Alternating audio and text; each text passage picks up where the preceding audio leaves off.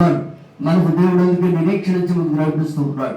మరణాన్ని గురించి కొంతమంది భక్తులు కొన్ని విషయాలు చెప్పడం మనం చూస్తున్నాం పరిశుద్ధ బైబిల్లో.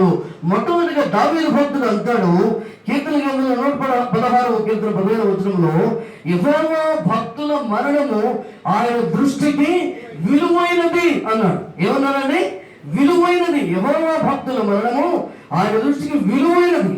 మానవులు అనుకుంటారు ఇలా జరిగింది అలా జరిగింది, మరణించారు, చనిపోయారు, వెళ్ళిపోయారు, ముగించేశారు అని రకరకాలుగా ఇష్టం ఉన్నవారు ఒకలాగా, ఇష్టం లేని వారు మరోలాగా భావించి మాట్లాడవచ్చు. కానీ యెహోవా భక్తుల మరణం, ఇక్కడ ప్రభువు సన్నిధికి వెళ్ళినటువంటి వారు భక్తులు, దైవ జనులు, దేవుని సేవకులు కనుక యెహోవా భక్తుల మరణము ఆయన దృష్టికి ఎలాంటిదట?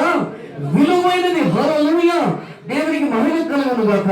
ఈ మాట ఇంగ్లీష్ బైబిల్లో మనం చూసినట్లయితే, precious in the sight of the Lord is the death of his faithful servants అని వ్రాయబడింది. కనుక ఆయనకు నమ్మకస్తులుగా దేవుని సేవను చేస్తున్న సేవకుల యొక్క మరణము ఆయన దృష్టికి ప్రెషియస్ గా ఉంది, అది విలువైనదిగా ఉంది, ఘనమైనదిగా ఉంది, గొప్పగా ఉంది, ఉన్నతమైనదిగా ఉంది. కనుక ఈ ఘనమైనటువంటి మరణమును బట్టి నిరీక్షణ కలిగి స్తుతించి ఆనందపడి ముందుకు సాగాలి. కానీ మనం దుఃఖించి వేదన పడవలసిన అవసరం లేదు, ఎందుకంటే మన ఆరోగ్యాలు దెబ్బతింటాయి. కనుక ఆదరణతో ముందుకు సాగి దేవుడు విలువైన మరణమును వాక్య ప్రకారం సిద్ధపరిచిన కారణంగా ఆయనను స్తుతించాలి అని తెలియజేస్తున్నాడు. రెండవదిగా జ్ఞాని అయిన సొలొమోను ఒక మాట పలుకుతూ ఉన్నాడు. ప్రసంగి గ్రంథం